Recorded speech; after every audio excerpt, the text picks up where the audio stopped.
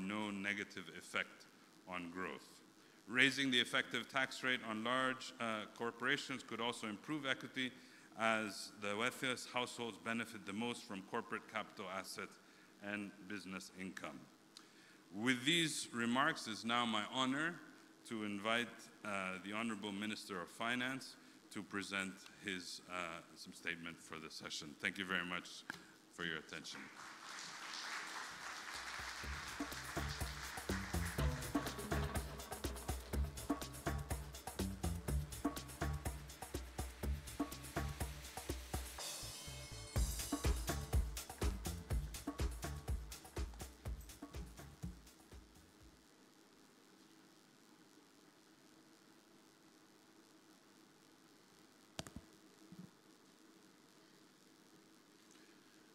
My dear colleagues, good morning.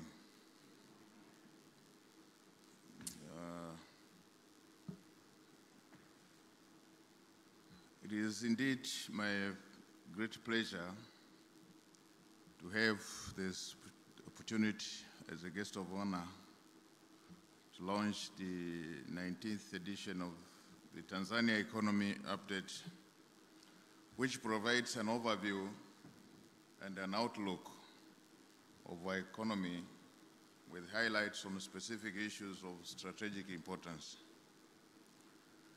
The theme of this edition of 19th of the Tanzania Economic Update come at the right time, which provide an opportunity to our thinking on creating conducive business and investment environment through the implementation of the blueprint for the regulatory reforms.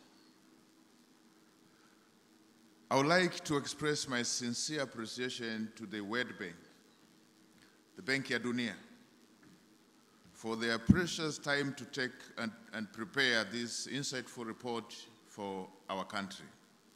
Thank you and congratulations. The government values the importance of this report, which has been useful in developing various policy reforms to address many challenges facing the economy through initiating government programs aimed at boosting the sustainable economic growth of our country by enhancing our social and productive sectors of the economy for improved livelihood of our people. I've well noted all the key highlights you have given, which have been part and parcel of our short and long-term development plans.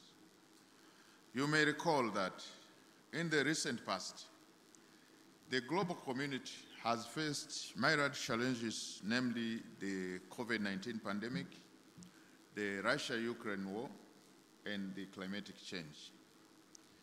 Tanzanian economy wouldn't escape from these impacts of these global challenges without undertaking different policy interventions by the government in collaboration with the development partners, including the Bank ya Dunia. Tanzania experienced a very difficult time due to these shocks, which disrupted global supply chain and caused inflationary pressures. It seems the effects are lingering on and will be tough as we are currently experiencing another challenges of forex shortages. Once again, we thank the World Bank for the cooperation and support we have in implementing policy interventions to minimize the impacts of the shocks. Dear colleagues, Tanzania's economy is still strong despite being affected by the effects of COVID-19 and the ongoing global economic challenges, as just what my brother has noted shortly.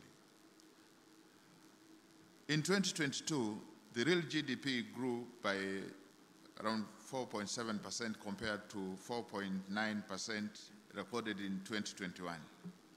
This positive growth was due to policies and programs undertaken by the government to address the effects of the war in Ukraine, strategic investment in energy, water, health, education, and transportation infrastructure, and increased tourism activities.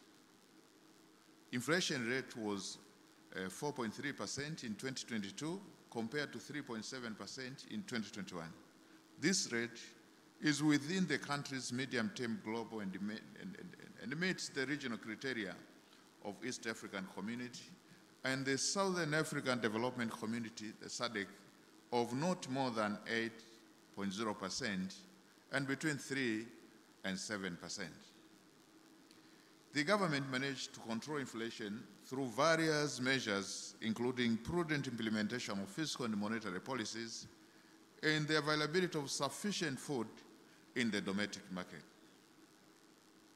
Dear colleagues, consistently with the theme of this edition, Tanzania has continued to create friendly fiscal policies which are key to attracting business and investment in the country.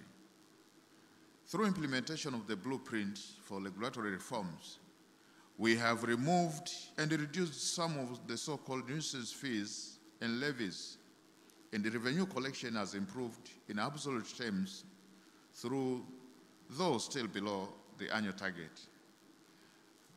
In 2022-2023, the tax revenue collection grew by 8%, while the actual collection was around 2.6% below the target. The government had made clearly the macroeconomic objectives and the targets for the fiscal year, which includes the following. The first one being increasing the rate of the GDP growth to 5.2% in 2023 from 4.7% in 2022. Secondly, maintaining inflation within the target of single digit within the range of 3.0% to 7.0%. And thirdly, increasing the domestic revenue to 14.9% of GDP in 2023-2024 from the expected rate of 14.4% and 2022-2023. Fourth, increasing the tax revenue to 12% of GDP in 2023-2024 from the 11.5% recorded in 2022-2023. Fifth, maintaining budget deficit, including grants, at less than 3.0% of GDP in 2023-2024. And the last one being maintaining sufficient foreign reserves to cover for at least 4.0 months of imports. Dear colleagues, in order to meet the aforementioned targets, the government is undertaking various measures, including strengthening domestic revenue collection and controlling unnecessary spending to reduce dependence on foreign aid and loans, continuing to sensitize the public on the importance of environmental conservation to curb the damage caused by human activities, strengthening policy measures to mitigate global economic changes, and innovating alternative sources of revenue to finance development projects. So, my dear colleagues, on behalf of the government, I would like to take this opportunity to thank you all for your commitment and active involvement in the implementation of development agenda and strengthening our economy.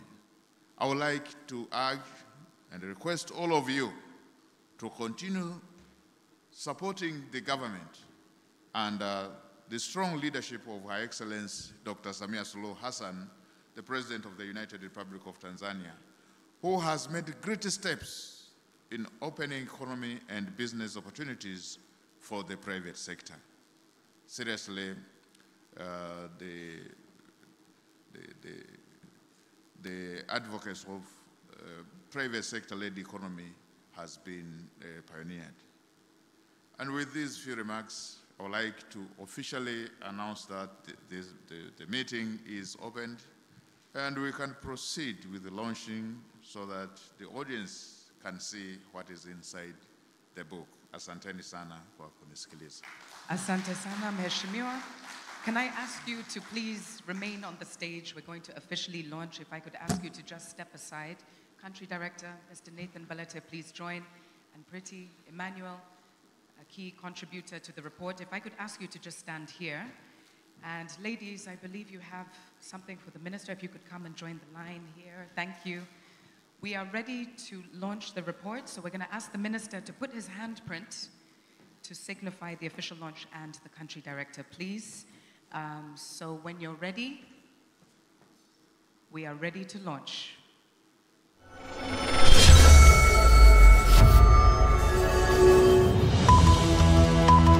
We can count.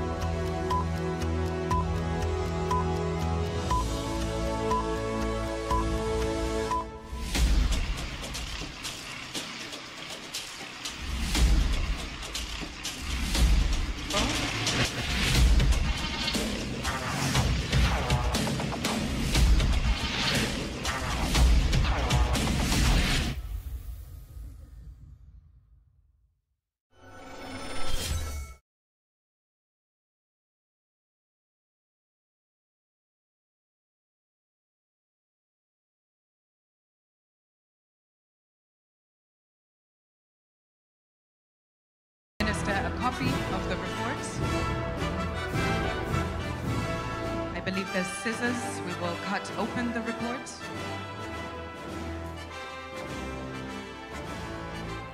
And then if you could each take a copy. Thank you. And if we could hold it up. Thank you very much.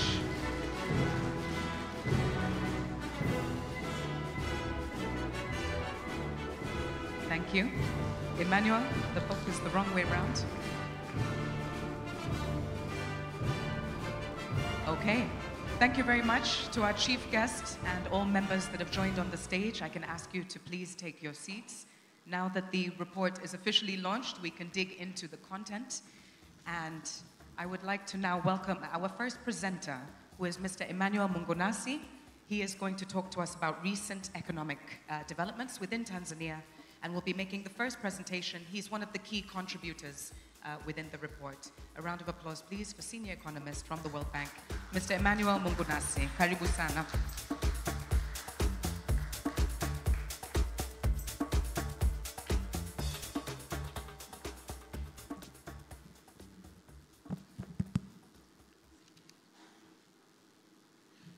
Thank you very much. Good morning. All protocols observed. I'm going to give you some highlights of the first part of the report, which is recent economic developments. Next slide, please. So let me start with the global conditions. Of course, what we are seeing, the big message is easing supply chains and moderating commodity prices have helped to reduce global headline inflation. However, inflationary pressures continue to exist in many countries.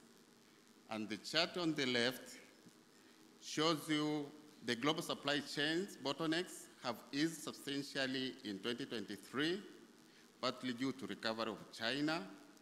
And of course, the global commodity prices have declined in 2023, but there are some volatilities.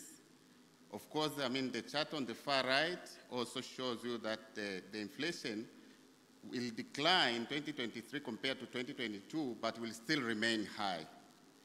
So because of that, many countries have continued to implement monetary policy tightening to combat the remain high inflation, which will also weigh on economic activities. And the chart on the left shows you a lot of banks have continued to follow US to implement tight monetary policy stance to counter inflation. But on the chart on the right shows you that because of that and the associated credit supply difficulties, the growth projections for 2023 have been revised downward, especially between June 2022 and 2023. And as you can see from the chart, major revisions are done on advanced economies and less revisions on the emerging markets and sub-Saharan Africa. Next, please. Next. Now let me turn to Tanzania, the real sector. Tanzania's strong growth momentum has continued in 2023 despite external headwinds. But of course, Tanzania growth has not returned to its historical trends. It's still below its historical trends. The chart on the far left shows you the supply side of the GDP growth. And of course, as we can see, the first quarter of 2023, we are seeing a strong growth in GDP of 5.6 compared to 5.5 in the first quarter of 2022. And basically, the driving factor for that is mostly the service and industry. And of course, the chart in the middle is the high-frequency indicators, which are also supporting the message that growth in, the growth in tourism arrivals and domestic cement consumption is also very strong, suggesting that services and industries are driving the growth resumption. And of course, the chart on the far right shows you the Tanzania growth performance for 2022, but compared to the historical average, of course, we are somewhere near 5%, but of course, the historical trends for Tanzania is between 6 and 7%. So we are far below the usual trends for Tanzania. But of course, we are also far behind, or we are lagging behind some of the neighboring countries, including Kenya, Rwanda, Cote d'Ivoire, etc., etc. Now, next chart, please. Now let's turn to inflation and monetary developments. When you look at the inflation, of course, the chart on the far left, we are looking at the inflation for 2022 and also for 2023, the first half of 2023. As you can see, Tanzania continues to remain, the inflation in Tanzania has continued to remain the very low one compared to other many countries. So, and again, the chart in the middle, we are trying to show what is driving the inflation. Of course, what you can see there, the big driver of inflation is more on the food and not energy prices, which means either because of the declining commodity prices, and of course, we know the government implemented the fuel subsidy, might have helped. So most of inflation now is being driven by food. And of course, the last chart on the right, we are trying to show what is happening in terms of the monetary aggregates and credit, which are accelerating very fast and probably contributing to foreign exchange pressures as well. Next, please. And then when it turns to fiscal accounts, we are seeing the widening of the overall fiscal deficit. And basically, the widening of the overall fiscal deficit, as the chart on the left shows, is being driven by more of increase in total expenditures as the revenues as a share of GDP continue to remain almost in the same level, somewhere around 14 to 15%.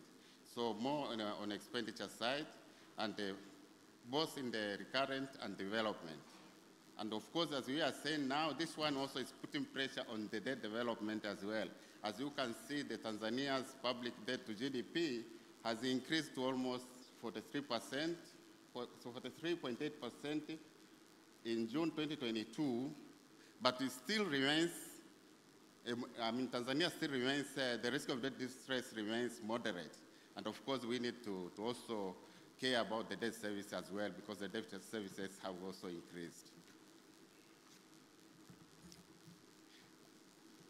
And now let's turn to external sector. Of course, on external sector, what we are seeing now, there is some improvement recently in the current account deficit, and probably it's because contributed by a good balance on the service account, which I think has reduced the deficit, at least for the first quarter of 2023, to 4.6% of GDP, compared to 4.4% of GDP in previous year. Of course, the pressures from the external sector have also caused the official reserves to decline. And as you can see, from September 2021, Tanzania had a reserves of somewhere around 6.7 billion, equivalent to 7.0 months of import cover. But now they have decreased to almost 5.3 billion in June 2023, but still equivalent to cover 4.8% and 4.8 months of imports.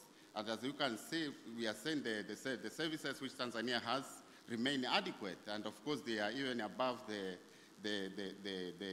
criteria put in East Africa convergence criteria, where they only require you have 4 months of import cover, but we are somewhere around 4.8%.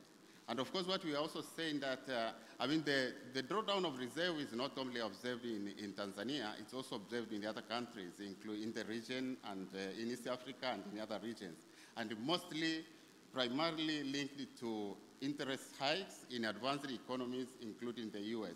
And the chart on the right, what we are posting there, we are trying to put there on the left side is the index of official foreign exchange reserve index, and we are basing it to March 2022 as the base. And then the blue line is the US effective federal rate. So as the US effective federal fund rate increases, we also see the reserves depleting for Tanzania and the other countries, as you can see from the charts. And now the final slide is on the outlook. And on the outlook, what we are saying, the macroeconomic outlook remains positive. And we are saying remain positive because we are projecting real GDP to grow to around 6% by 2025, of course supported on the demand side by increase in investment, but also exports. And of course, with that, we are also projecting the overall fiscal deficit to decline as activity continues to improve, which will also generate more revenues. And so the deficit will decline. By 2025, it will be somewhere below 3%. And of course, we are also projecting that the current account balance will also decline as the imports, also export improve as well. But all this, the baseline scenario is based on assumption that there is a steady improvement in global economic outlook. It doesn't deteriorate more, but also the Tanzania timely complete domestic structural reforms. And of course, these reforms are aimed at strengthening Tanzania export competitiveness, but also improve business environment and the investment environment, reduces the cost of regulatory compliance, and all these reforms will help to boost exports, FDI, remittance, and forex inflows over the medium to long term. So, asante, thank you so much. Thank you very much, Emmanuel Mungunasi. Thank you for those remarks, and we have a short video.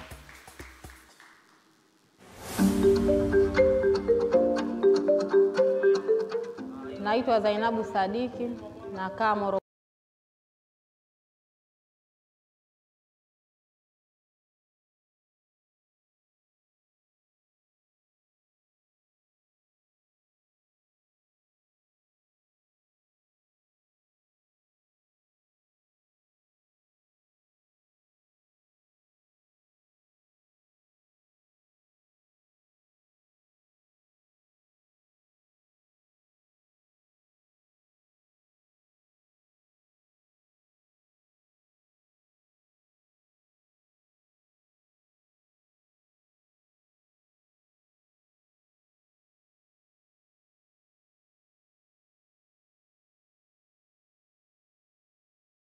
Toke barabara itoke moja kwa moja mpaka Msangu, na maana mtu anaposhuka pale anajua moja kwa moja kwamba kuna soko liko hapa jirani.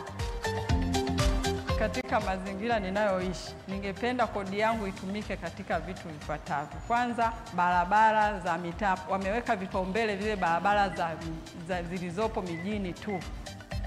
Sababu iliwahi kunitokea mimi siku moja, nilikuwa natoka nyumbani na kuja kazini na mvua inanyesha na usiku kucha ilikuwa imenyesha. Kwa hiyo nilikuwa nimevaa kiatu pea moja nikiwa naamini kwamba barabara ninayopita iko salama.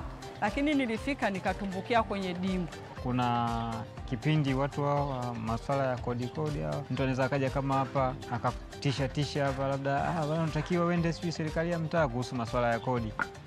Lakini kumbe ilikuwa sio hivyo, ilikuwa angalie kwamba hujatimia, labda kuna vigezo ambavyo unatakiwa uwe navyo, kuelimishe alafu uvishughulikie. Watu tujitahidi kutoa kodi, pia tunaponunua bidhaa tupewe risiti.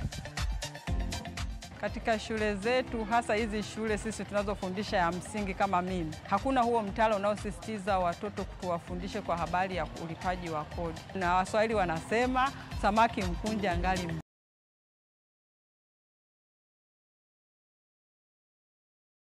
Taxpayers.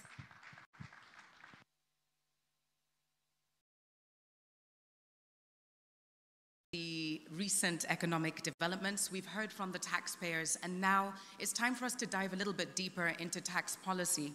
We're going to have two deep dive presentations from colleagues in Washington, D.C. from the World Bank.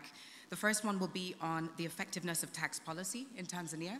This is from Jafar Al-Rakibi. He's a senior economist with the World Bank.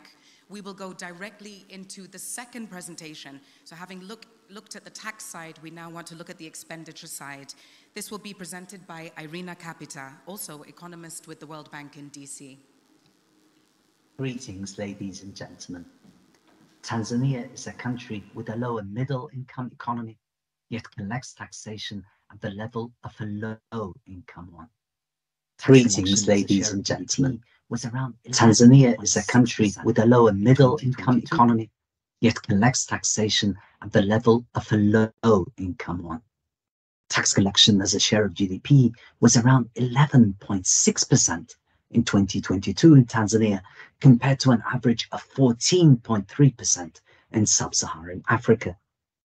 In this brief presentation, I will outline priority reforms that the government may consider that can help Tanzania both collect more revenue and do so better, that is, in a manner more supportive of inclusive and sustainable growth.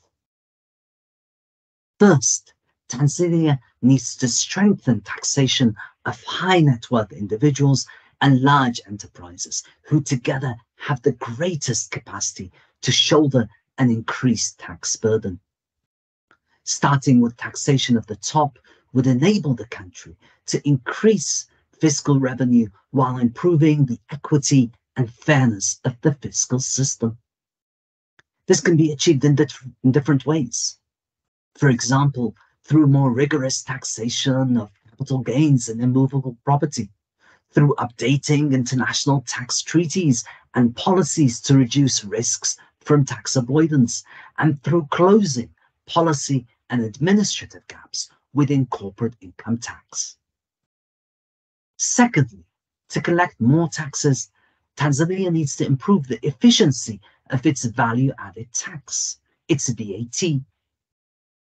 VAT collections are low compared to peers, even though at 18%, mainland Tanzania's VAT rate is higher than both the sub-Saharan Africa and low-income economy averages at 15% and 12% respectively.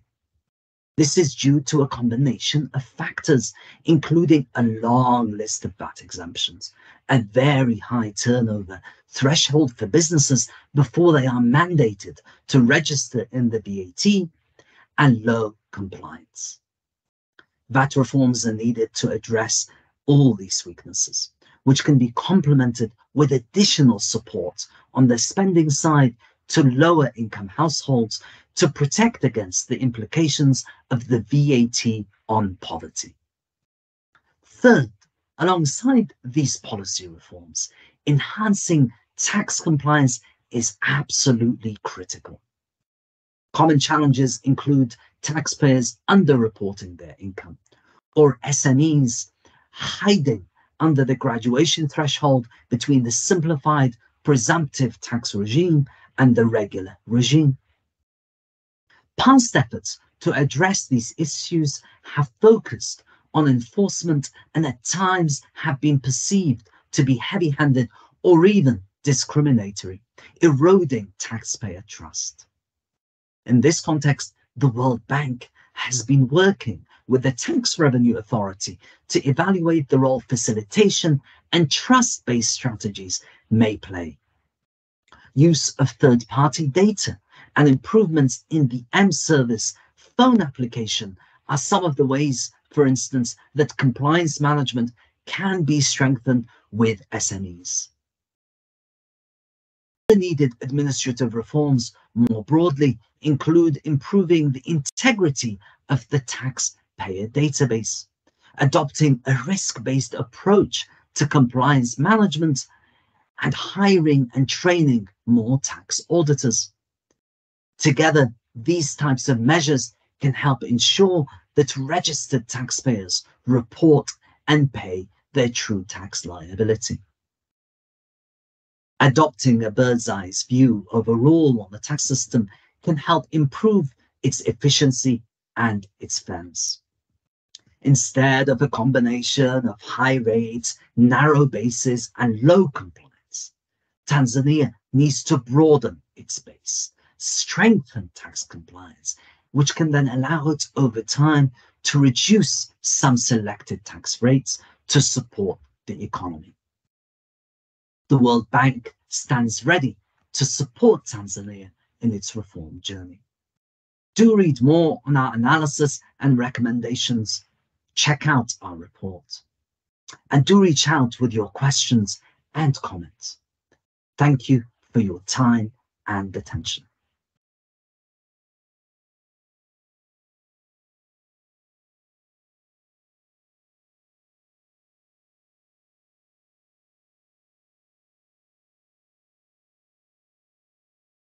Fiscal space. Our benchmark analysis showed that public spending in Tanzania is relatively low when compared to structural and relevant income group peers, and this finding broadly holds across most expenditure categories. So at about 17% of GDP, total public spending in Tanzania is below the average for sub-Saharan Africa, 18%, low-income countries average of 21%, and significantly below lower middle income countries' average of 28%. As my colleague Jafar already mentioned, in part we can attribute low levels of public spending to weak domestic resource mobilization, but also budget execution, especially for development spending, is part of the problem.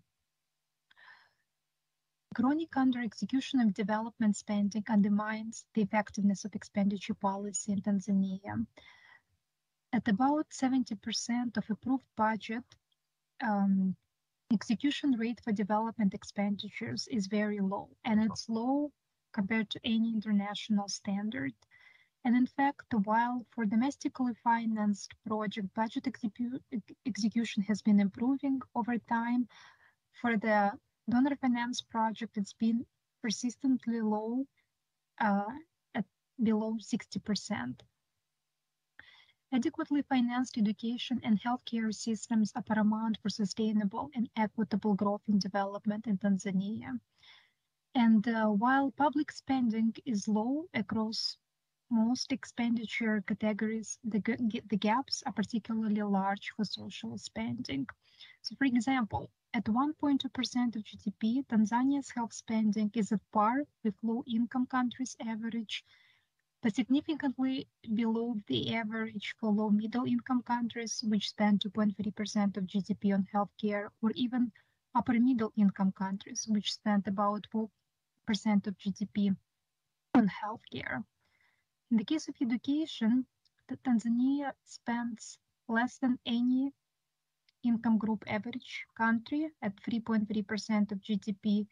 And as for the structural peers, it's outperformed only by Bangladesh and Uganda. So on the one hand, by looking at the levels of spending, one may think that there is a room to increase them. However, it is equally important to understand the efficiency of the current systems, right? And our analysis showed that there is a significant scope to improve public spending efficiency within the current education and healthcare systems. So we are assessing efficiency of public spending by following data envelopment analysis approach.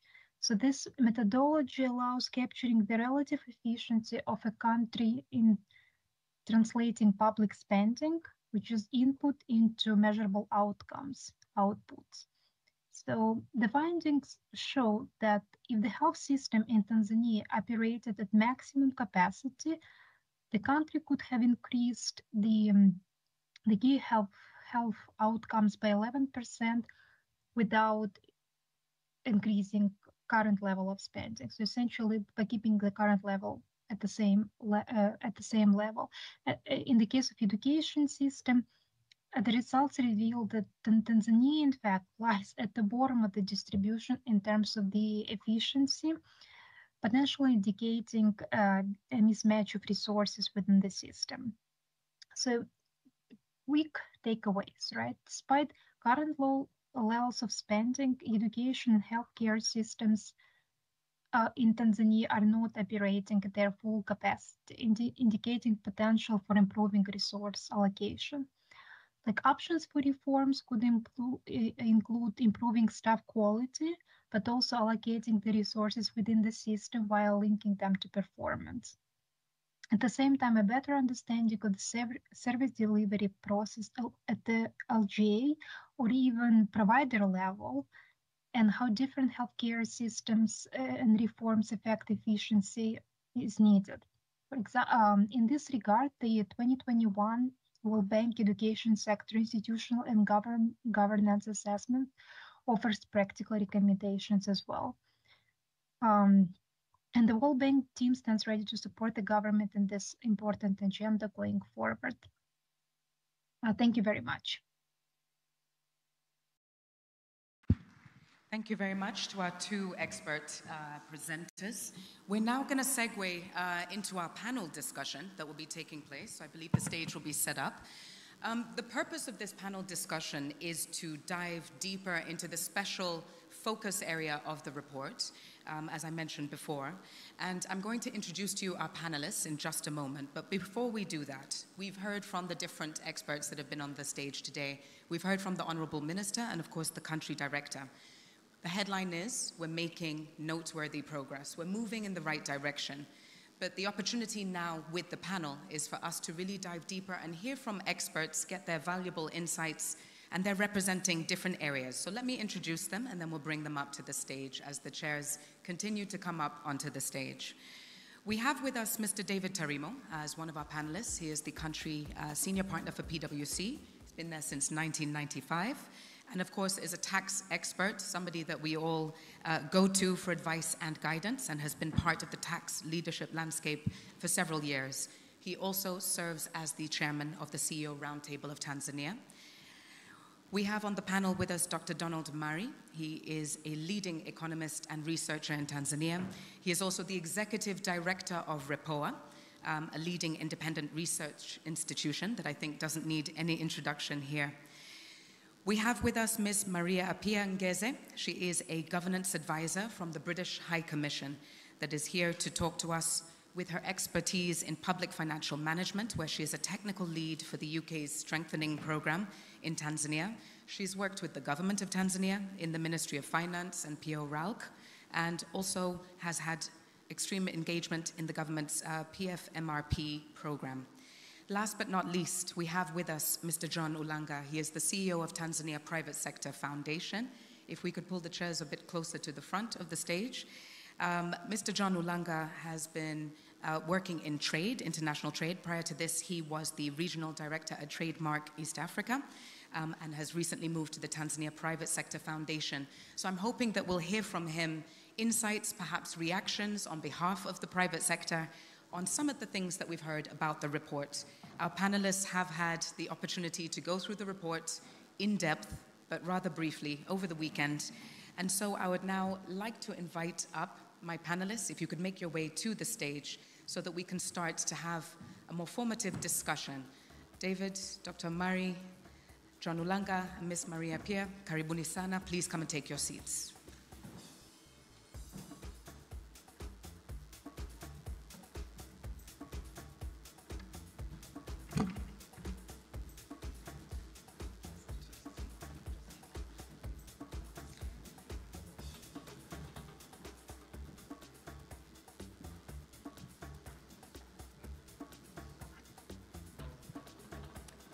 Okay, so David, Dr. Murray, okay, we're all gathered, we're here. And I think we've got microphones on the tables. Wonderful. Okay, so let's kick off our discussion here. Thank you very much, first of all, for accepting the World Bank's invitation to share your insights and expertise. I'll just ask for the music to be turned down. Thank you. So I think we're going to start on the revenue mobilization side, so the tax side, and I'm going to start with you, David. We just heard from Jafar a moment ago that we perhaps need to broaden our tax base. We need to improve compliance. And obviously with your extensive experience and expertise in tax, we'd like to hear from you first. So can you share with us, based on the findings and having read the report and so on, What are the immediate steps that you think the government should be taking or could take to increase compliance and make sure that we're broadening the tax base? Thank you. Thank you, Miranda. When talking about tax and collection, I think the first thing to understand is where we generate our revenues from, just to give context. So I always think in terms of a 40-40-20 split, 40 from imports, 40 from large taxpayers department, and 20 from domestic revenue. And within imports, about a third of it is taxes on fuel. And that will inform some of the comments I make. I think when I look at the report, a lot of the areas I think we should focus on are around process. There's reference to leveraging digital technologies to enhance tax administration. If you look in the report, there's reference to the impact of electronic fiscal devices, improvements brought around by e-filing. I think from a professional perspective, I think one transformative change we've seen recently relates to how VAT is administered. Firstly, we moved to QR coding of invoices late in 2021, and now we have a VAT portal that sort of automatically cross-references the input and output tax side of the equation. So digital technologies, I think, is key. There's also reference to improved compliance management, and I think you'll have heard in the video that was just on the screen now about that. So really the report's talking there about use of data, improved data collection and data analytics, and we feel there's, I would agree that there's a lot of scope there. And then if you have better data, it talks about adopting a risk-based approach. And one particular challenge that taxpayers do have in Tanzania is much as we may officially be in a self-assessment type system, where audit should be the exception rather than the rule is that everything gets audited, which really is not very efficient for everybody. Hiring and training more auditors, and then enhancing integrity of the taxpayer database, all these positive recommendations. We've heard reference to broadening the VAT base and use of a portion of that for increasing revenue for funding social services. And there are a couple of areas that the report particularly highlights. One relates to fuel and applying VAT on fuel. Now, we used to have VAT on fuel many years ago. It was taken away. I mean, you can deal with an issue in many ways, but I think the big issue on fuel is that at the moment, the taxes that are there are fixed tariffs, and there's always a lot of sensitivity around adjusting those just to maintain them for inflation. So I think one administrative point would be to have something embedded that keeps the value of those taxes, maintains them in real terms. So whether that's incorporating a VAT element or automatically indexing for inflation. There's also reference to water, VAT on water. Now this may seem controversial, but I reviewed the PwC VAT in Africa guide, and I see that actually many countries do apply VAT on water, although they do exclude at times a proportion up to a certain level of consumption so as to protect the poor. So maybe that's something to think about. One area administratively I will differ with the report on relates to the VAT registration threshold. In the last budget, it was increased to 200 million shillings per annum from 100 million shillings per annum. That 100 million shillings per annum may seem large number in abstract, but then when you break it down to a daily turnover, it was not very much. It's about 300,000 shillings.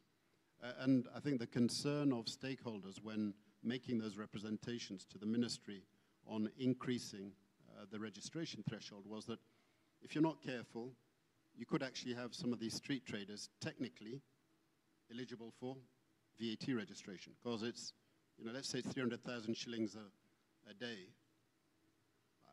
I suspect even the flower traders at the traffic lights at St. Peter's you know, may exceed that. So a bit careful on that recommendation. But certainly the comments on administration very much support. So I think in terms of immediate steps, continue the momentum on digitization. I think there are also wins in terms of integration of systems. We still need better integration, I think, in terms of how systems at customs speak to the rest of the TRA systems and how TRA systems talk to other government systems. And I think we heard in one of the presentations around how use of third-party data can enable and enhance compliance. But I think the biggest thing for me, if I'm going to talk really around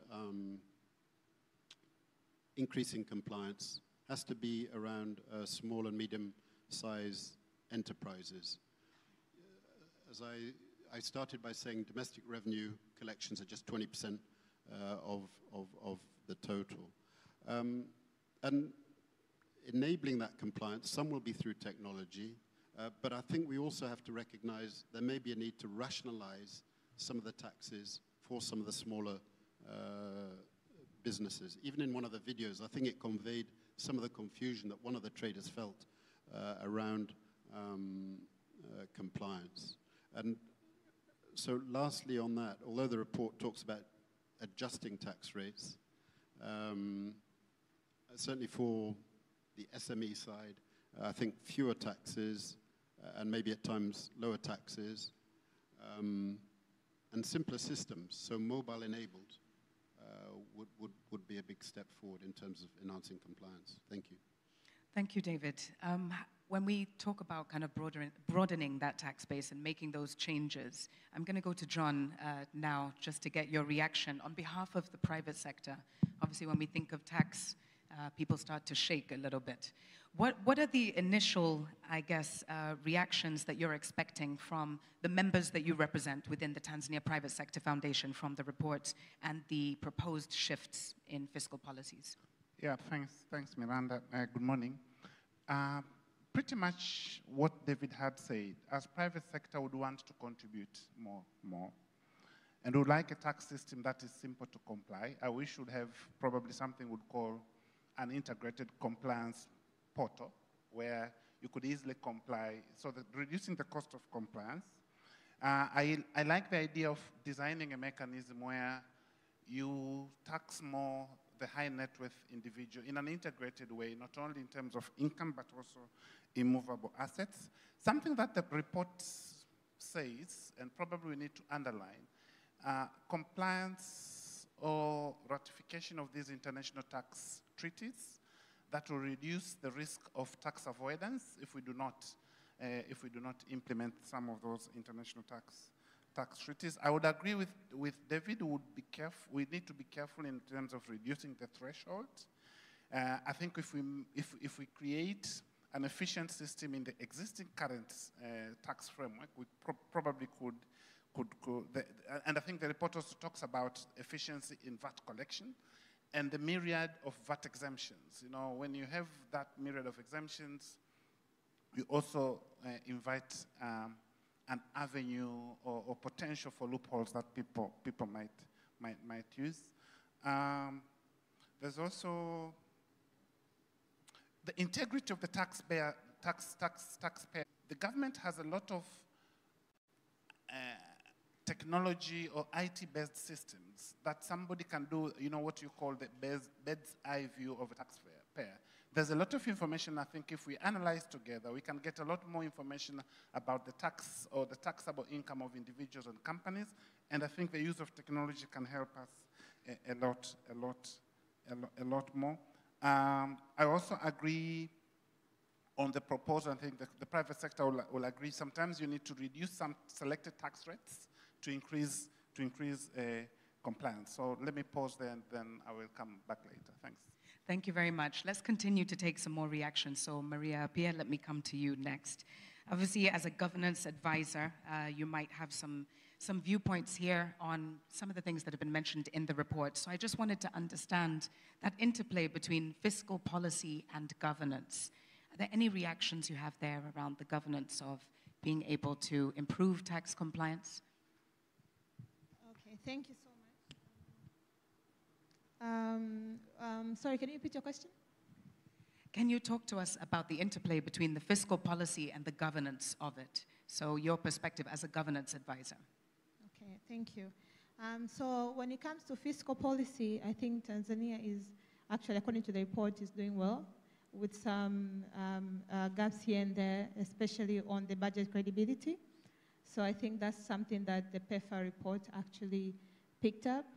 And also, other thing that was good to see is that the report actually highlights on the importance of conditional cash transfers.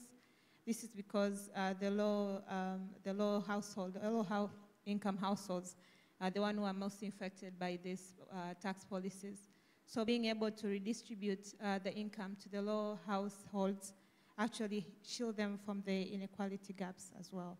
And also being able to afford their health services and education as well. So that's something that I've picked up that I think is a good thing.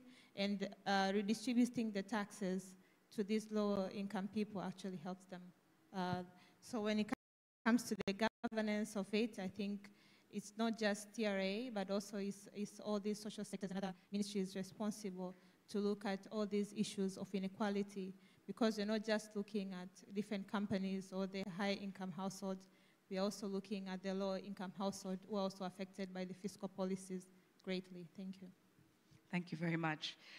Dr. Murray, obviously as an economist, I would be very keen in hearing your first reaction just on the vast experience that you do have in economics. How do you interpret the report's findings in the context of the macroeconomic landscape? What are your initial reactions? Thank you, moderator.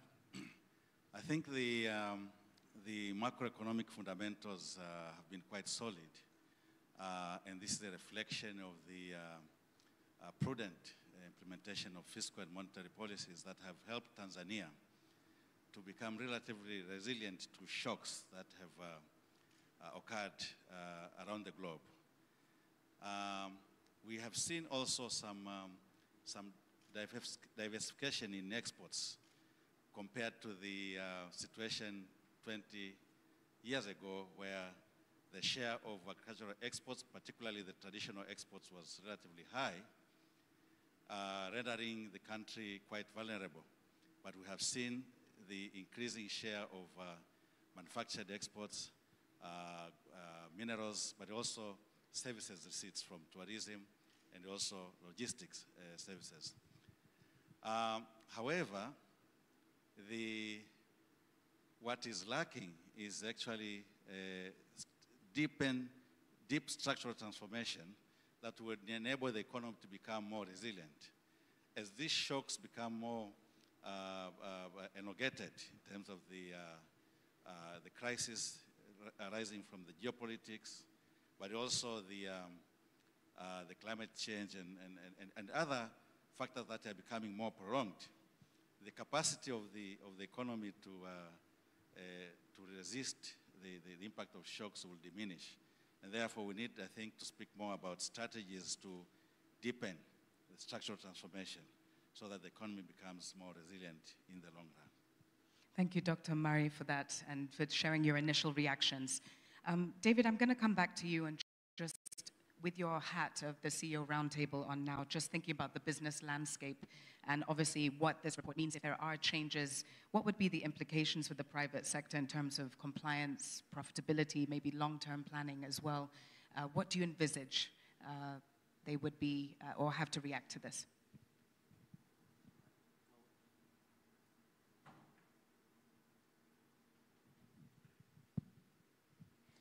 Yes, before I get on to the tax side, I think if there's one issue that is top of mind for business at the moment, it's the foreign exchange situation. But there is a linkage there also with tax that I'll touch on. And there's some very detailed narrative in the report. I refer you to pages 19 and 20. And it talks to how falling reserves have negatively impacted the country, including through fuel shortages, the emergence of a parallel exchange market, where the premium of between 8 to 10% compared to the official rate.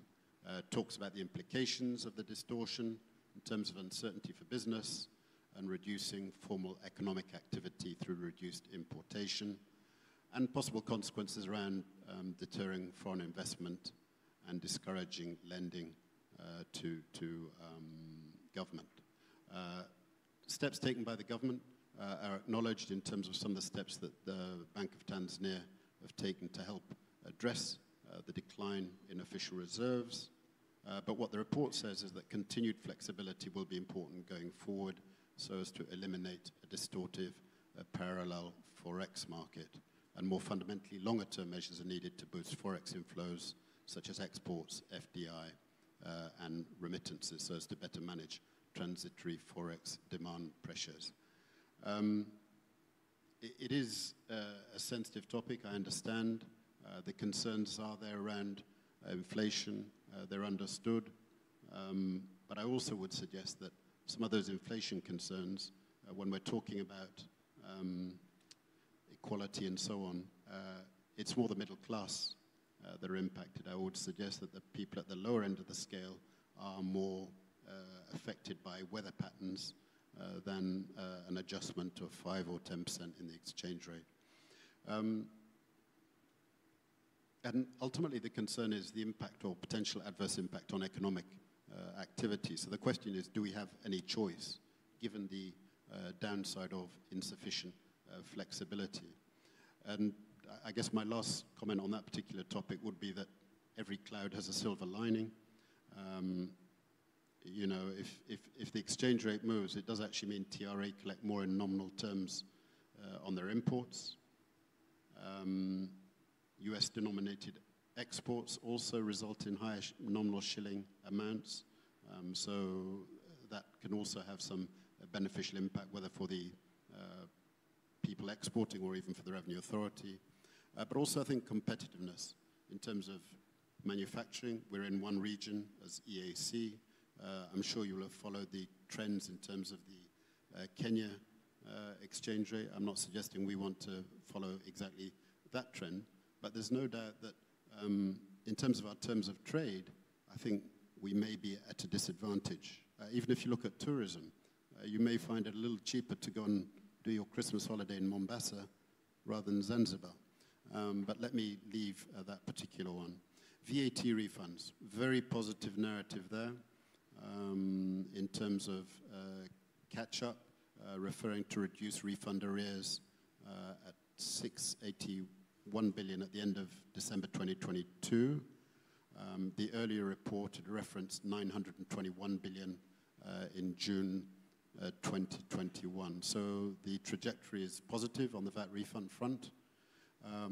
And if we look in the collection statistics for last year and the year before, it's around 900 billion or a bit more that has been paid in VAT refunds in those years. And just to give you some context, if we want to encourage exporters, an efficient VAT refund system is critical. Those are the people who, because they zero rate, have significant refunds. And encouraging exports is also part of the strategy around generating more foreign exchange. So the progress on the VAT refunds is very positive.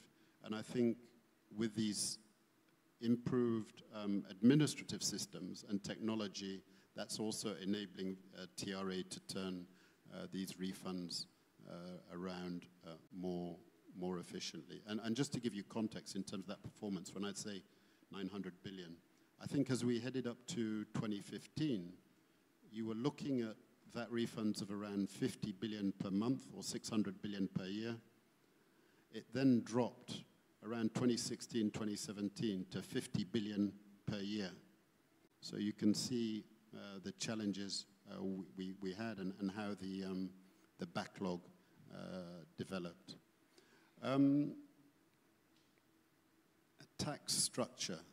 Again, I may differ with some of the comments in the report. I think if you speak to a lot of taxpayers, they'll say we are in a relatively high tax environment with taxes levied from a narrow base. And I think it's very important when looking at the tax structure to look at it in a holistic level. So, you know, corporate tax 30%, it's a pretty standard rate in the region. But whichever sector you look at, there will be specific sectoral taxes that are there. Mobile telecommunications is one. Taxes on turnover, probably close to 40%. If you look at mining, you have the royalties. For every sector, they have their own specific imposts. So I think we need to be a little bit careful around the comments in terms of adjusting tax rates. I'm not sure that we need higher rates as opposed to more compliance, but clearly where you have excise, fixed excise duty rates, you want those to be maintained in real value. So you'd expect to have those adjusted for inflation. I think one thing we need to be aware of also is, because traditionally there's a lot of focus on the excise duty on products, but actually if you look at the collection report for last year, you'll see that the biggest contributor for excise is the telecommunications side. And I think there's still some work to be done to understand what is the optimal level of excise taxation for that sector. Our rates are amongst the highest on that sector. Obviously, it's generating significant revenue, but there is a question around if those rates were lower, would there actually be more activity in terms of telecommunications? What does this mean for digital access?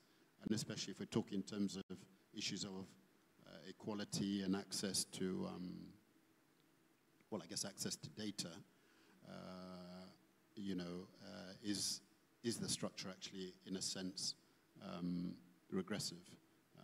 Because in a way, access to mobile is not seen as a luxury anymore. It's really a necessity. There's a lot of narrative on international tax. We heard it also in the video. Again, I would challenge some of the assertions. For example, Tanzania's international tax regime is limited, which creates opportunities for tax avoidance. Actually, our Income Tax Act is quite modern and has a lot of very sophisticated provisions in terms of international tax. Again, there's reference to treaties and loopholes. We literally have a handful of treaties. I have been involved in advising many multinationals over decades.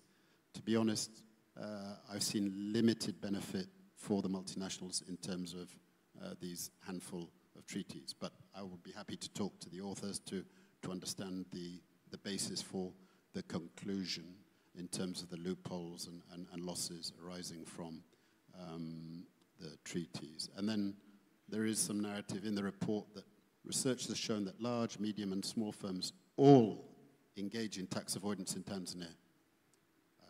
Well, I'm not going to comment any more on that, but I think some of that narrative is not helpful. In terms of talking about progressivity, the report addresses taxes on formal workers and says, yes, this is you know, progressive and so on. But I think we also need to address the quantum of labor-related taxes. I think this is a big issue around compliance, especially when we're talking around SMEs. And it's not just the PAYE. Our skills and development levy is much as it's been reducing, and we've had another recent reduction, but it's still a lot higher than other countries. And we also have to understand the impact of non-tax imposts. So our social security at 20% is a lot higher. You may say that's not a tax, but at the end of the day, it is a cost to business and to the individual and can impact attitudes towards compliance, especially with SMEs who, as I say, a lot of their costs relate to people and labor.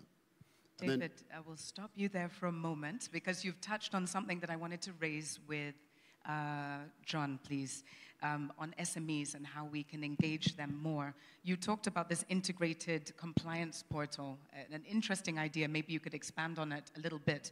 But how can we really leverage SMEs, MSMEs, and how they can also contribute to the development of Tanzania? Yeah, thanks, Miranda. As I had said earlier, I think the discussion is how do we broaden the tax base? How do we get more and more entities into the tax net? And SMEs, I could even say MSMEs, provide that opportunity for bringing in more entities into the tax net. But I think you all know the administrative cost of compliance is high. And technology provides for efficiency or efficient ways of complying. Now, we also need to see how we can incentivize to make it fashionable to be within the tax net. It means if we have this portal or any system that makes it easy for somebody to do registration, we know now TIN registration is free, but all the compliance requirements should be in an integrated way. Somebody should be doing it with the comfort, within the comfort of their offices or elsewhere. But then we should also create probably tax breaks or incentives whereby, just like when you want to get any customer, you can say you can get the first year free or the first month free, so that we can have as many entities as possible within the tax net. We have data which we can use to analyze the income trends and then design tax system that will ensure everyone within their income categories are able to contribute. So that, I think what we are facing currently, because our tax base is narrow, so our analytics is limited based on what we have within our tax base. But if we are able to invite more people within the tax base, we'll be able to analyze more and design our tax system to capture more from more people. Thank you. Thank you, John. Let's shift gears a little bit and talk about expenditure, particularly investment in the social sectors. So, Maria Pia, maybe I could turn to you and just get your reactions, what you gained from the report around investment in social sectors, particularly education and health. And I know that there was mention of conditional cash transfers as being one of the success stories in the report. Anything that you'd like to speak upon on social sectors and investment therein? Thank you, Miranda. So as I was saying, the fiscal policy has to benefit people to service delivery. And we're not talking about businesses, we're also talking about the citizens who cannot afford this. And we've seen that Tanzania is actually doing well. Some of the reports have shown that there's conditional cash transfers, but there's also investments in education. So we've seen there's free education. There's health services that the government is investing there. But still there's a question of budget credibility that kept on coming in the report. And this was something that was picked up by the PEFA report as well. That's the Public Expenditure and Financial Assessment Report. This is a report that is of international standards, helping to inform PFM systems. And there is where the issue comes, where the government has not been able to release most of the funds that should go to the social sectors, including health, education, and water. And I think when it comes to this, what the good thing is that the current PFMRP 6 program, that was also mentioned in the program, in the report, actually touches on this. These are some of the things that the program is trying to look at as well. How can we make the budget more credible so that what is being budgeted can actually be released? And I think support can be provided there. The report also talks about efficiency of the government to actually use the budget to deliver services. And I think gaps still exist in there, not just the system, but also the people. Are they able to provide the services as per the budget released? And I think that's where international organizations or development partners can also chip in and help the government, in partnership with the government, to look at skills or the technical assistance kind of provision that can help them more efficient in how they secure the budgets and provide social services. That's my comment for now. Thank you. Thank you very much. I'm going to give one more question to Dr. Murray, then open up the floor for questions. We also have questions online, and then I will come back to each of the panelists just to give their closing remark. So, Dr. Murray, as we wait for questions from the online audience, we've talked about conditional cash transfers as one of the tools that's being used. I'm wondering if you have any other ideas, other economic tools or mechanisms that you think we should consider when it comes to the way that we our focus on expenditure, how we invest in social sectors. Yes, Thanks. Before I touch on the conditional cash transfer itself, I think it's important to look at the social spending as an important driver to long-term economic growth. The way spending being allocated to agriculture, but that will have impact only if the allocation is targeted towards raising agricultural productivity, particularly for smallholders who constitute the majority of the both marketed and unmarketed output in Tanzania. So that's critically important because you can see, even in the report shows that inflation was driven primarily by food inflation. We need to be able to reduce dependence on food imports. We have to raise domestic productivity of food. That is critically important.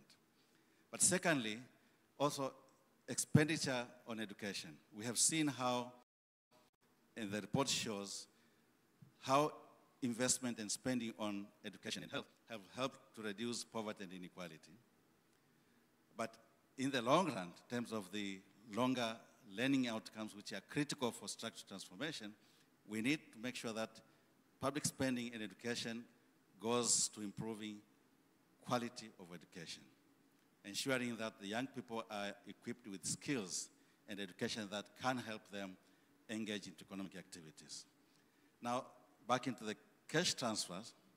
Of course, cash transfers have proved to be an important tool for reducing income inequality, averting reducing the challenges of the extreme poor in the short run.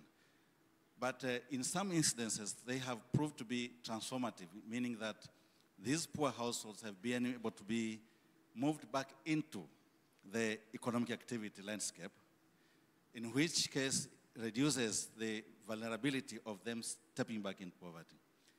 So the most important here is first, in terms of the conditional cash transfers themselves, to be able to design them or to redesign them in a way that becomes more transformative in nature. Once people have got into the system, that they cannot go back because they are already put back into the mainstream of economic activities. But other tools which can complement the conditional cash transfers is the interventions that addresses inherent inequalities. For example, access of women to productive assets, that's quite critical, so that the inclusion that is expected of the conditional cash transfers results. And finally, it's absolutely important to increase spending on rural connectivity in terms of rural infrastructure, in terms of ensuring that access to energy and ICT infrastructure in rural areas is adequate to be able to boost increase incomes, increase economic activities in rural areas so that it can reduce migration to large cities, but also help to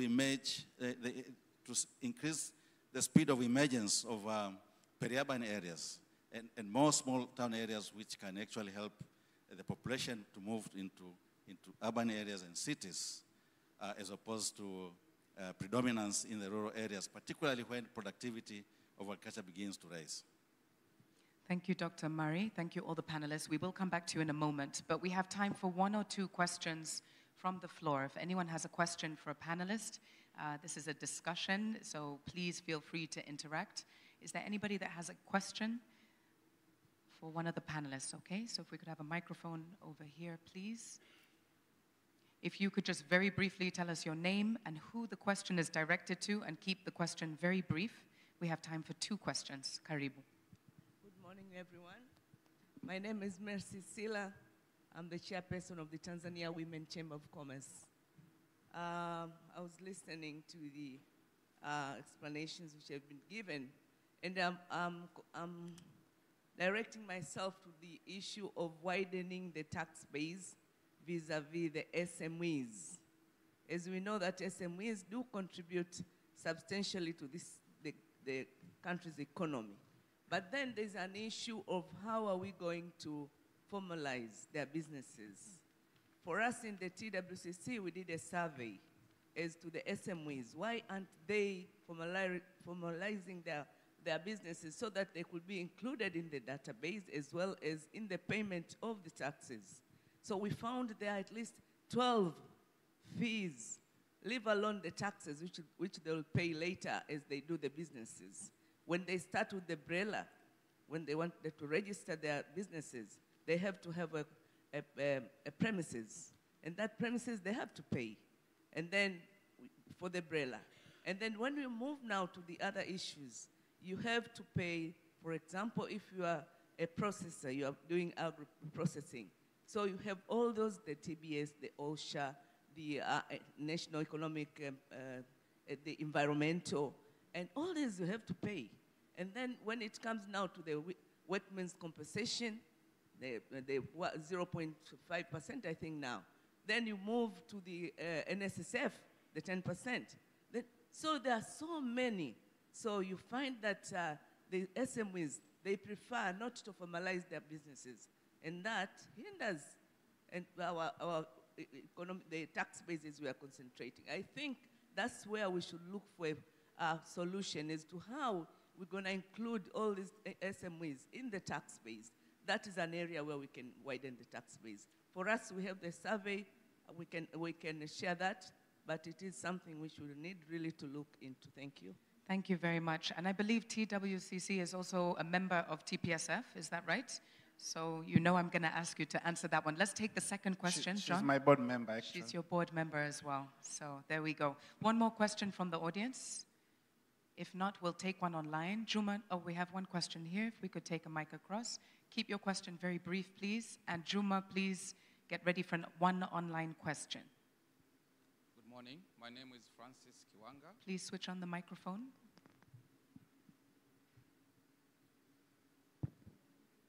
My name is Francis Kiwanga. I work with the Foundation for Civil Society. Can we help him to put on the microphone, please? Yeah, I can manage. So my question is not a question, a comment, and I want to have reaction from the panelists. So in Tanzania, we had a long tradition of TRI publishing targets for the month and sometimes for the year, as well as actual collection for the month and the year. But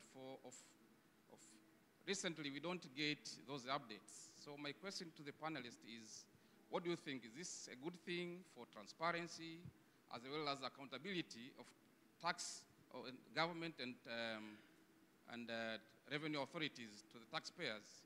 What is their take on it? Thank you very much. Do we have an online question before we close the Q&A? No online question.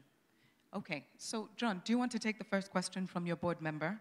I'm wondering if I can then go to David just briefly to speak on revenue targets that TRA puts out, whether you think this is best practice. John, I'll start with David. You. Start with David. Yes. That one's more fun. Okay, David. And yes, briefly.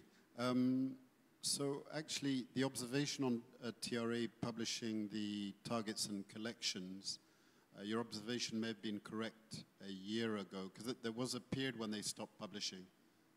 But now if you go onto the TRA website, you will actually see the collections. So that transparency is there.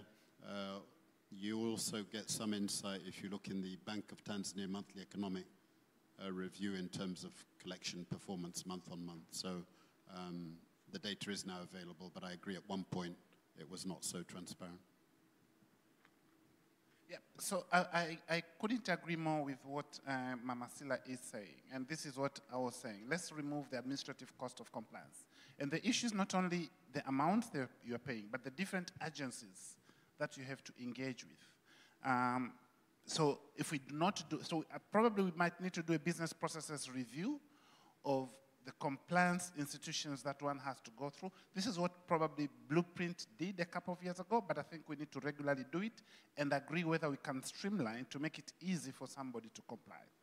And also look at the practice. I'll give you an example. A sugar company with 10,000 employees and somebody from OSHA comes on a work day and says, you have to stop your operations because I need to do medical tests for your employees. And these are 10,000 people out there, and they're saying, according to the law, I am mandated and I can come anytime and do this. So some of those things, it's not even about how much, but those administrative costs of compliance. So I really completely agree with what she's saying. If we would not do a drastic transformation and review, we will not be able to attract MSMEs to come into the tax net. Thank you for speaking to that. I smile because OSHA was at my office last week. So, panelists, final remarks, final reactions. What would you like the audience to take away today? We'll just give you a minute each. Do you want to start off, John, and we'll work our way back and finish with David? So, as TPSF, as private sector, I think there are lots of avenues for engagement with the government. But the outcomes of our engagement, especially related to fiscal policies, usually come as surprises. This is something that I think we need to think, because companies or private sector operate on a 3 to 5 year business model, including assumptions on the taxes, the duties, etc. Now, if they come as a surprise, it means they are a disruption to your business model, and it is counterproductive. So I think for me, I don't think there is harm for the government to say, over the next 3 to 5 years, this is our medium-term fiscal policy framework for companies or for private sector also to be able to plug in, one. But number two, related to that, one of the recommendations that was put in the blueprint was a recommendation to undertake ex-ante regulatory impact assessment. It means do an assessment before you introduce a new regulation. That has not been implemented. As a result, regulations, David will say something starts with a T as an example, will be implemented, companies lose, government loses. It's because we are not undertaking ex-ante regulatory impact assessment, and especially around introducing new fiscal measures. So I would humbly request that we implement this recommendation of the blueprint of undertaking ex-ante regulatory impact assessment. It will really enhance predictability of our fiscal policies. Thanks. Thank you very much. Maria Pia, your final thoughts? First, I would like to start by saying the report was really heavy, but really good as well. Very informative, looking at the fiscal policy in Tanzania. So just as the ending remark for me, I would say that the recommendations are very important, and especially on issues relating to service delivery. I think that's my main angle here, that the government is responsible for providing health and education and water and all services to the people. So while doing that, it's very important to also look at the capacity of people actually delivering these services. So it's one thing to have a policy, but you need to be efficient in delivering it. One of the presenters from the World Bank said, even with the current disbursement level, you can improve the efficiency in public service delivery. And I think that's one of the things that the government should actually look at. But at the same time, it's also looking at on-sales revenues at the local government level. So that's something that also needs to be looked at. And I think the report didn't really speak much on it. But there's also a lot of potentials there where the local government can stop being dependent on the central government, and they can also improve on the service delivery. So this fiscal policy is a tool to actually help economic growth and also service delivery to the people. So all these go together, and there's also opportunity for the government to work with partners, to work with private sector in actually improving efficiency of the fiscal policy in Tanzania. I'll end there. Thank you. Dr. Murray. Thank you. A number of surveys that we have undertaken include the randomized control trials on the willingness of people to pay taxes. Even the Afrobarometer that looks at the perception of the people on how government is performing in terms of delivery of services. It is clear that people expect to see the relationship and link between the taxes that they are paying with the services that are being delivered. So as the report proposes, increasing transparency on how these resources are being generated and how they're actually used, and the outcome that the people see will increase reciprocal obligation, making it easy for people to increase their willingness to pay taxes, as long as, of course, the systems in place for assessing and collecting taxes are friendly, easier, and that the rates are rationalized to actually make the willingness to pay taxes easier, compliance to become easier, and of course, to raise the opportunity cost of evading taxes by putting in place penalties that significantly surpass the taxes that actually people would be required to pay. Thanks. Thank you. And David, your final golden nugget for the day. Yes, so maybe I'd talk about three things. One, ensuring compliance, understanding the structure of the economy, and looking for growth.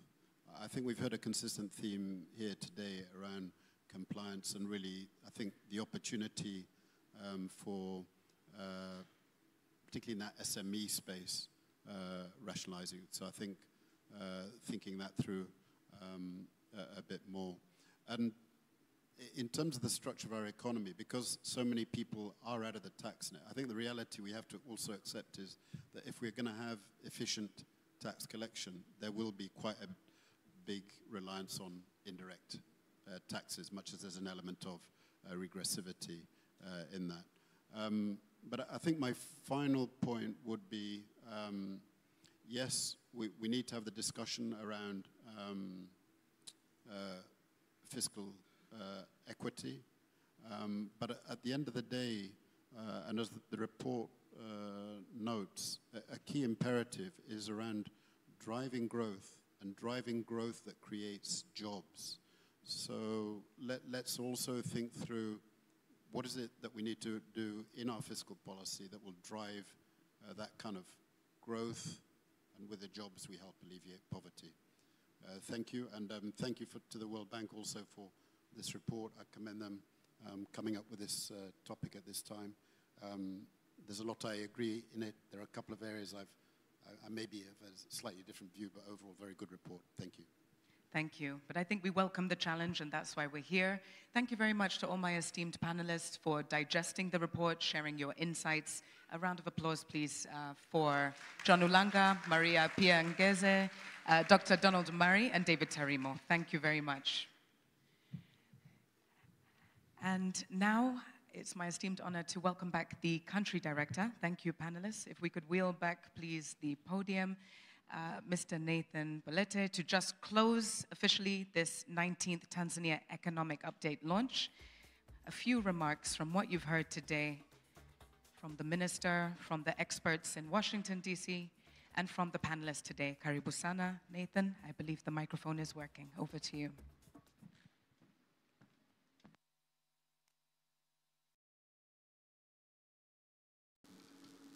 Can you hear me? Okay.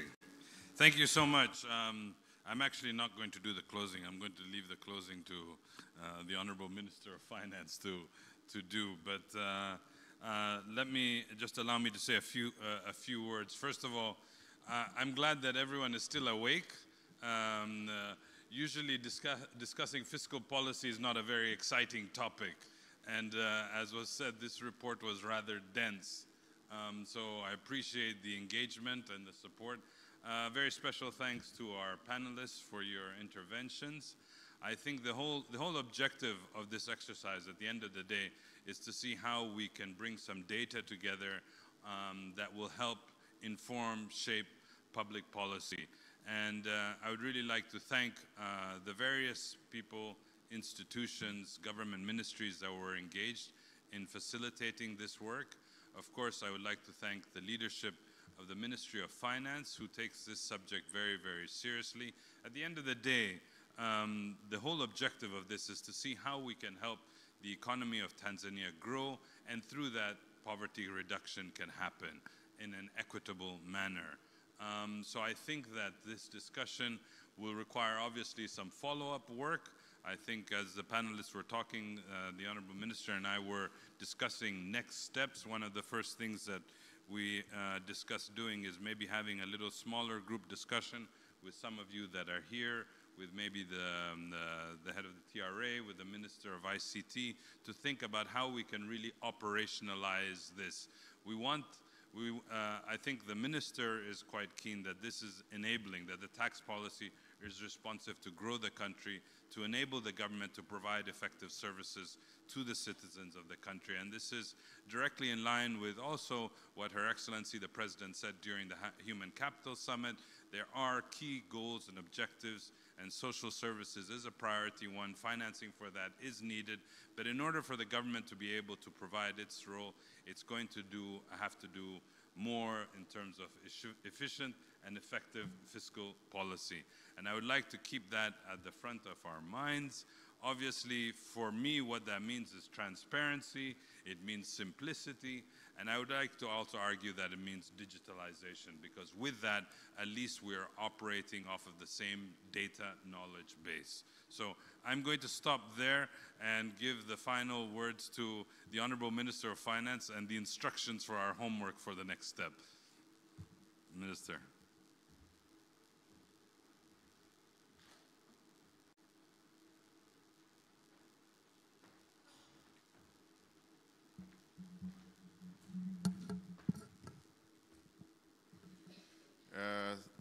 Thank you very much once again, my brother Nathan, for giving me this opportunity. And I wish also to thank the panelists for the well-elaborative session.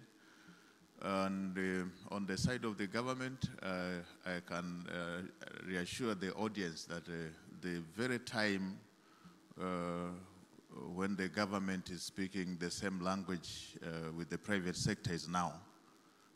Thanks to Her Excellency Dr. Samia Suluhu Hassan, who has managed to give this direction, and seriously, you can see that is why it has been easier even for we from the government to participate fully in these sessions without any excuse, because what the private sector is speaking actually is what we are addressing and driving. You can see what my brother Ulanga was saying on the predictability of our policies and the proposed 3 to 5 years, maybe on our policy regimes. We have started with 3 years. In our previous budget speech, we approved a 3 years minimum time frame for changes of levels of taxes, just to make the private sector predict the fiscal regimes for their appropriate planning. We are equally sharing the opinion with all the panelist positions on empowerment of the private sector and the attracting investments.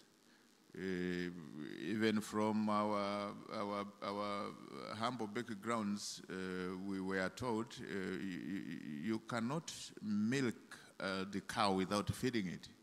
So that is what equally we are now trying to value, that we have to empower the private sector before we think of getting much in terms of taxes. And equally the same, you cannot have new, when we were discussing of broadening the tax base, we cannot have new avenues of tax base without having new economic activities. And that is the essence of attracting new investment, attracting new economic activities, empowering the private sector, so that you will always have an avenues for new taxes, and that you broaden the tax base, and consequently you you'll definitely have the small levels of taxes with a broad tax base. So those are at the center of what Her Excellency Dr. Samia Suluhu Hassan has been advocating. You can see all these issues surrounding investing in productive sectors, the agriculture, livestock and fisheries, the build a better tomorrow, bringing the youth into productive sectors, the workforce into working, and my brother-in-law, Mari, said it, that the giving back of the taxes to the taxpayers. This is the very time where the funds has really gone to the social sectors in large quantities than ever. The rural roads, you know, the budget was increased from merely 200 billion to over plus or minus 1 trillion. It's a huge increase, and it is opening the rural roads. Equally the same in the education sector. The loan board itself leave alone the free access to education.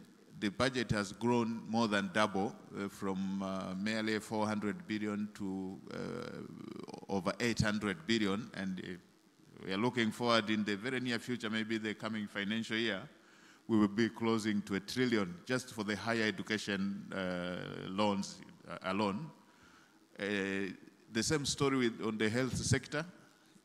We are bringing back, perhaps in November, the universal health insurance, the health coverage, the infrastructure, the same. And the strategic projects for building a solid base of macroeconomic, macroeconomic infrastructure. It's the same story. The funds are flowing in the energy sector, which is a big driver, the railway, and the other infrastructures.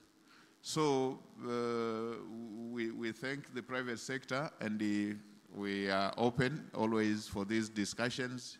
And only one aspect which is ahead, as you said, should also touch on the way forward, is on digitalization of tax systems, the digitalization on the tax collections, and control of expenditure, so that we minimize maybe the wastage of taxpayers' money. So perhaps my ministry, and I see the central bank and the ministry well represented, we have to keep engaging with the World Bank and the other development partners to see how we digitalize our tax collections and the expenditure so that we minimize complaints from our taxpayers in terms of tax administration and the controlling of taxpayers' funds.